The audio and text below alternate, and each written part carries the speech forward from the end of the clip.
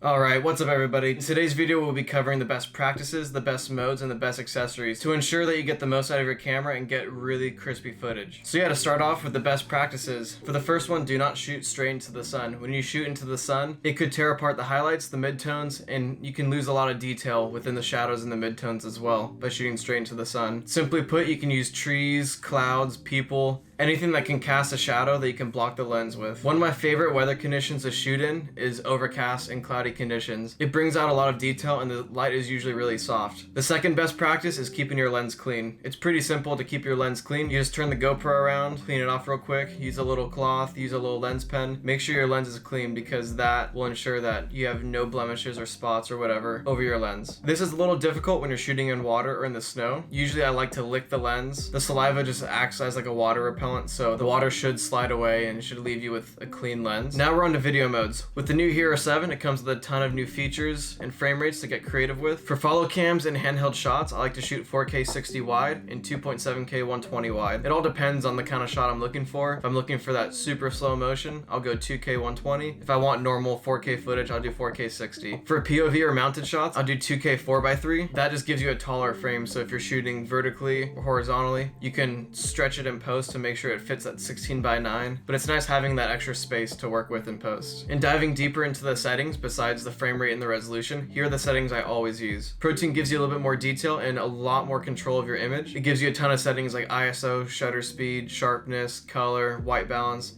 It just lets you get creative and have fun with it. Since I don't use ND filters yet, I always rock shutter auto, and then for white balance, I do white balance auto or 5500K. I never really use GoPro color. I always use the flat color profile. It's fun having full control of the look of the video. You can have it like be super bright and crispy or really dark and moody. You can really do a lot within the flat color profile. For ISO, I'm always rocking at least 100 to 400. It depends on the conditions. Sharpness, I always drop it down to low. You can always add sharpness, but you can never take it away. So starting off at low just gives you some more flexibility in post. For the exposure comp, I always rock 0 in normal conditions and then negative 0.5 in the snow. It really retains those highlights so they're not blown out, so you can bring some detail out of it. I learned that one recently, so in my older videos I never really use EV comp. On the Hero 7, if I'm not using a gimbal, I'll always have Hyper Smooth on. You can walk around and get some pretty nice footage. It's not as good as a gimbal, but the Hyper Smooth has made me not take my gimbal on a lot of different shoots or different places. All these settings are usually like my go-to daylight to sunset kind of setting, but if you're shooting in low light, like last light of sunset or first light in the morning, here are some more tips to make sure your footage is crispy and clean. Drop your frame rate down. When you're going 60 frames per second, you're not letting a lot of light in. Drop it down to 24 or 30 frames per second and it will let more light in. For the Hero 7, when you're in low light, turn off Hyper Smooth. The Hyper Smooth tends to have trouble in low light and it can't really read the sensor well. So yeah, those are my favorite video settings. These are all the modes that I use day in, day out when I'm shooting with the GoPro, when I'm on the mountain or in the water or like skating around with some friends. And here are some accessories that have helped me capture the best footage that I can. These accessories are ones that I use like all the time. I highly recommend them to you guys. So yeah, I use the GoPro Karma Grip as my main gimbal. I use the GoPro El Grande as my pole of choice. I switched from the Sandmark to the El Grande because of the ball joint head. It lets you get creative with your angles and shots, especially while snowboarding. I find that this pole has changed my filmmaking and photography on the snow. The other pole that I use is the GoPro Handler. It's a small pistol grip with a foam handle that floats. This is my pole of choice if I'm cruising around or if I'm out like shooting in the water. It'll keep my GoPro afloat, so if I do lose it, I can go swim over to it and get it. The fourth accessory is a camera pouch. You want to keep all your gear organized.